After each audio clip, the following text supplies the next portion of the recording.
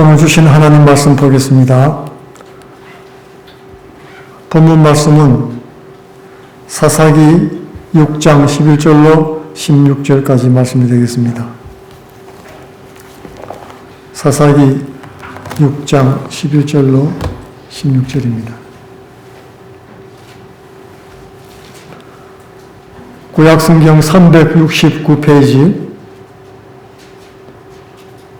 구약성경 369페이지, 사사기 6장 11절로 16절까지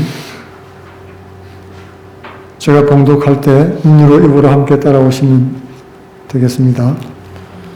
여호와의 사자가 아비에셀 사람 요나스에게 속한 오브라에 이르러 상수리 나무 아래 앉으니라. 마침 요아스의 아들 기드온이 미디안 사람에게 알리지 아니하려 하여 밀을 포도주 틀에서 타작하더니 여호와의 사자가 기드온에게 나타나 이르되 큰 용사여 여호와께서 너와 함께 계시도다. 기드온이 그에게 대답하되 나의 주여 여호와께서 우리와 함께 계시면 어찌하여 이 모든 일이 우리에게 미쳤나이까. 또 우리 열조가 일찍 우리에게 이르기를 여호와께서 우리를 애굽에서 나오게 하신 것이 아니냐 한 그 모든 이적이 어디 있나이까. 이제 여호와께서 우리를 버리사 미디안의 손에 붙이셨나이다.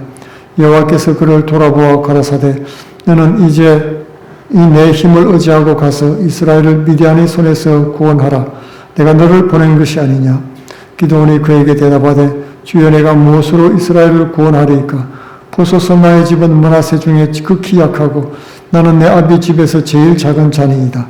여호와께서 그에게 이르시되 내가 반드시 너와 함께하리니 내가 미디안 사람 치기를 한 사람을 치듯 하리라. 아멘. 오늘은 이 본문 말씀으로 꿈을 주시는 하나님 기도원 두 번째 시간을 갖도록 하겠습니다. 이스라엘은 미디안과 아말렉 그리고 동방 사람들의 침략을 받았죠. 두려워 벌벌 떨면서 숨어있던 이 기드온이 식량이 떨어졌습니다. 그러자 식량을 구하러 은신처에서 나왔죠. 위축될 대로 위축되어서 숨어 지내고 다니던 기드온을 하나님은 큰 용사라고 불러주었습니다. 그리고 하나님의 안복으로 신앙을 회복시켜 주셨지요. 그래서 이제는 하나님의 안목으로 회복된 기드온은 이제 표징을 보여달라고 하고 또 표징을 본 다음에는 두려움에서 벗어날 수가 있었습니다. 이렇게 해서 하나님의 천사를 만나서 영적 체험을 했던 기드온은 이제 사명을 깨달았습니다. 그러면 오늘 기드온이 사명을 깨닫고 제일 먼저 한 일이 무엇인지 말씀을 통해서 한번 살펴보기를 원하는 것입니다. 그것은 첫째로 먼저 자신에 대한 개혁이었습니다. 먼저 안으로부터 밖으로의 개혁이 있다는 것입니다. 군대를 모집하러 가지 않았습니다. 하나님이 불렀으니까 군대를 모집해야지. 그럴 수 있겠지만 그렇게 하지 않았습니다. 바알 제단이 있는 아버지 집으로 들어갔습니다. 외부의 적을 대적하기 전에 먼저 내부의 적을 격파해야 됐던 것입니다. 본인으로부터 시작해서 아버지 집 그리고 이스라엘과 적군 미디안 순서대로 사역의 방향을 결정을 했습니다. 안에서 시작해서 밖으로 나가는 것입니다. 사실 외부의 적보다 내면의 적이 더 근본적이고 무섭죠. 내부에 버티고 있는 불신앙의 요소가 해소가 안 되면 올바른 신앙이 세워질 수가 없는 것입니다. 우리 속에 자리 잡은 바알의 단이 무너지기 전에는 하나님의 단이 든든히 세워질 수가 없다는 것입니다. 우리 가정의 신앙생활이 바로 서야 우리 교회의 신앙이 바로 설 수 있다고 하는 것입니다. 바알의 단이 무너지기 전에는 미디안이 무너질 수가 없습니다. 기드온은 먼저 바알과의 싸움을 선택했습니다. 기드온은 야밤을 틈타서 집안에 있던 바알의 단을 다 헐어버렸습니다. 그리고 아세라 목상을 찍어내어서 다 불태워버리고 말았습니다. 하나님의 단을 수출하고 아버지 집에 있는 7년 된 황소를 잡아서 하나님께 제사를 드렸습니다. 연약한 가운데서도 기드온은 하나님의 뜻을 따라서 내면의 개혁을 시작했던 것입니다. 하나님이 가장 싫어하던 바알산과 아세라 우상을 없애버렸습니다. 이스라엘이 전쟁에 빠지게 된 그 근본 원인을 제거해버렸습니다. 여호와만 섬기는 과감한 신앙개혁을 한 것입니다. 오늘날 이스라엘도 마찬가지죠. 왜 하마스의 공격을 당한 것일까요? 여러 가지 전문가들의 이야기들이 있습니다. 정치 문제, 경제 문제, 사회적인 문제, 종교적인 이유 많이 들 수가 있겠지만은 그러나 이스라엘은 먼저 내부의 문제를 해결해야 되는 것입니다. 내부의 분쟁과 특별히 타락한 세속주의, 신앙생활을 제대로 하지 않는 그런 문제들, 그리고 이리저리 모여서 인간적인 방법으로 행하는 여러 가지 집단적인 이기주의 악을 경계해야 되는 것입니다. 지금 이스라엘이 전쟁하는 전선이 7군데라고 합니다. 사방이 적군으로 둘러싸여 있습니다. 신약의 성도들은 이스라엘이 온전히 하나님께로 돌아와서 우상을 버리고 메시아 예수 그리스도를 영접하기를 기도하고 있습니다. 결국은 예언의 말씀대로 다 될 것입니다. 기드온을 부르신 하나님은 기드온을 다툼에서 건져내 주셨습니다. 우상을 깨뜨린 그 이튿날 온 동네 사람들이 기드온이 한 일을 다 알게 됐지요. 그리고는 분노하고 그를 죽이려고 했습니다. 바알 신의 단을 헐고 아세라의 신 목상을 찍어버렸으니 분노한 것입니다. 비록 신상들이 기드온 집안의 소유물이었지만은 바알과 아세라가 마을을 지켜주고 풍요를 준다고 철석같이 믿고 있었기 때문에 그랬던 것입니다. 그때 기드온의 아버지가 담대하게 결단하고 아들 기드온의 편을 들었습니다. 사사기 6장 31절에 너희가 바알을 위하여 다투느냐? 너희가 바알을 구원하겠느냐? 만약 바알이 신이면 그가 기드온을 직접 심판할 것이니 기다려보자고 했던 것입니다. 사람들 도움 없어도 바알이 스스로 싸울 수 있는지 보자고 했던 것입니다. 그리고 기드온에게는 밤새 아무 일도 안 일어났죠. 결국 바알은 아무 힘도 없는 우상단지였다는 것이 드러나고 만 것입니다. 그날의 기드온은 여룻바알이라는 명예로운 별명을 얻게 됐습니다. 여룻바알이란 말은 바알과 싸웠다, 바알 정복자, 바알과 싸워 이긴 자, 그런 뜻입니다. 기드온이 이렇게 먼저 집안과 마을의 우상을 깨뜨리고 싸워서 이겼습니다. 바알을 이긴 자가 이스라엘을 다스리고 결국 미디안 연합군을 이기는 자가 되는 것입니다. 자신의 신앙을 돈독하게 하고 자신의 주위에 있는 사람들의 마음을 신앙으로 다시금 새롭게 했던 것입니다. 우상을 파괴하고 믿음을 선포한 기드온은 이제 본격적으로 미디안과 전쟁에 돌입하게 되었습니다. 하지만 두려움이 완전히 사라진 것은 아니지요. 믿음의 반대는 두려움입니다. 두려움이 사라진 만큼 믿음도 생긴다는 말씀입니다. 기드온은 확신을 다지기 위해서 하나님께 표징을 구했습니다. 양털 뭉치를 마당 뜰 안에 던져놓고서 하나님, 마당은 메마르고 양털 뭉치만 물에 이슬에 적게 해주세요. 그랬더니 하나님께서 그대로 해주셨습니다.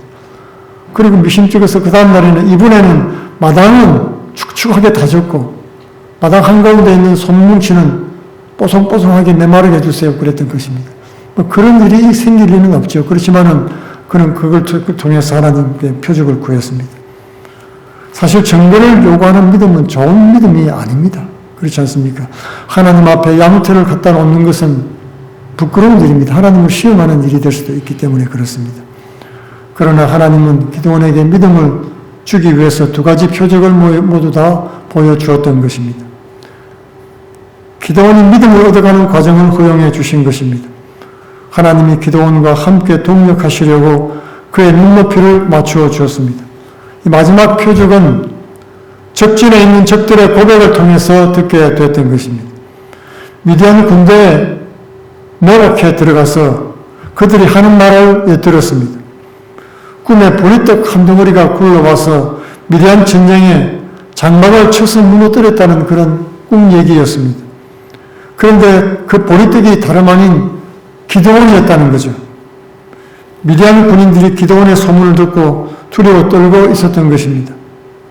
기드온 군대에 대한 두려움이 미디안 군사들 사이에 만연했습니다. 하나님이 적들의 마음에 공포심을 심어주었습니다. 여러분, 보리떡이 무엇입니까?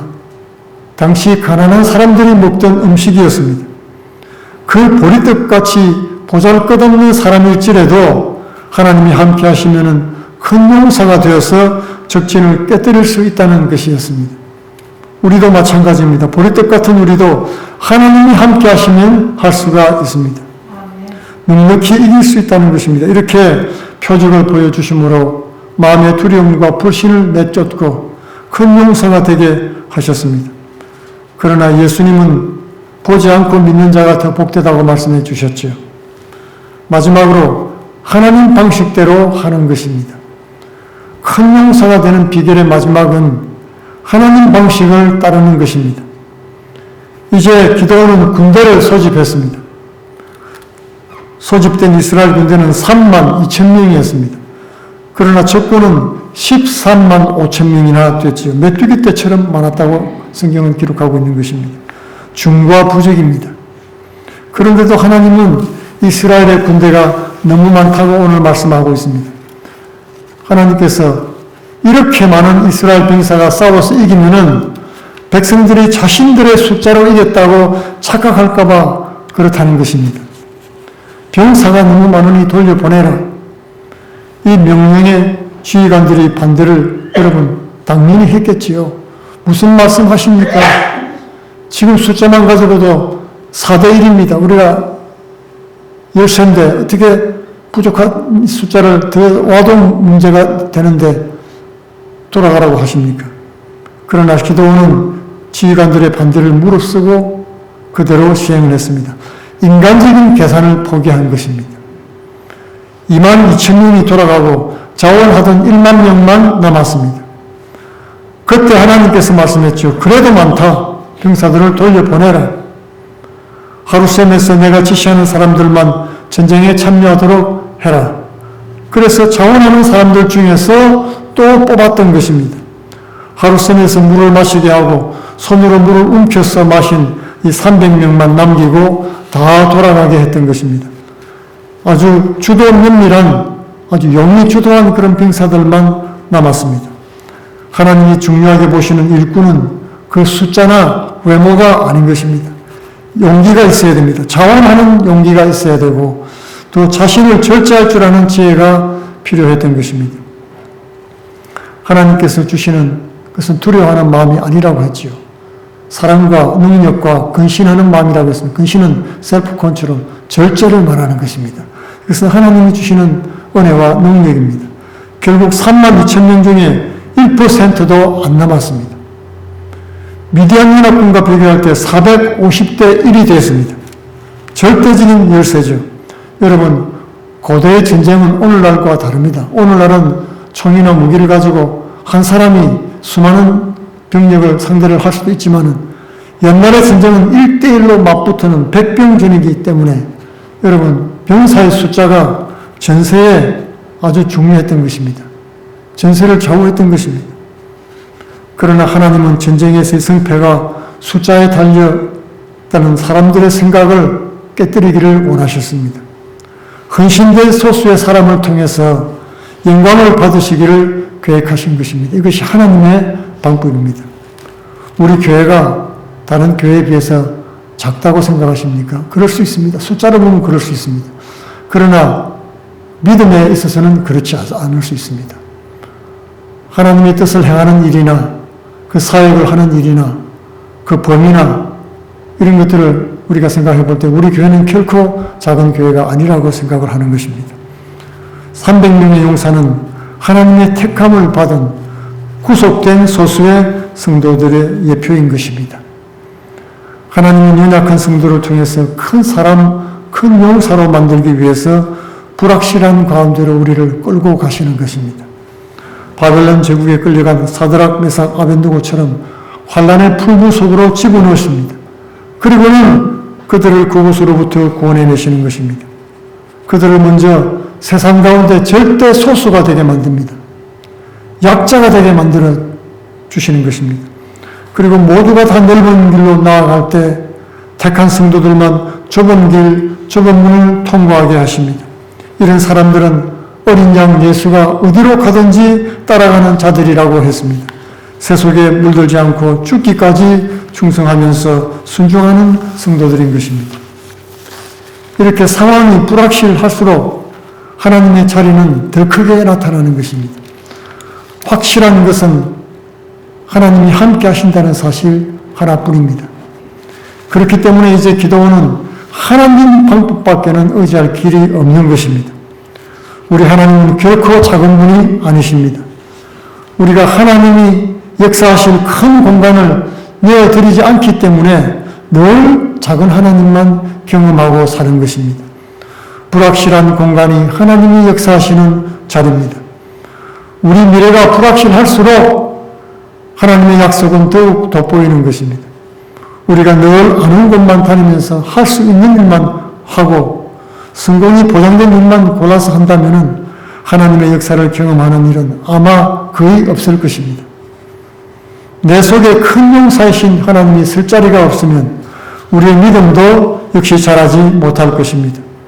그 자리는 두려움이 풀처럼 무성하게 자라나서 항상 표정만 구하고 다니는 그런 연약한 신앙이 될지도 모릅니다. 군대의 수를 줄인 것은 크신 하나님을 경험하고 큰 믿음으로 성장하라는 하나님의 큰 뜻이 숨어 있는 것이었습니다. 기도원은 하나님 방식대로 군대를 줄였습니다. 그리고 하나님과 동력했던 것입니다. 이제 기도원과 300군사들이 무엇을 했을까요?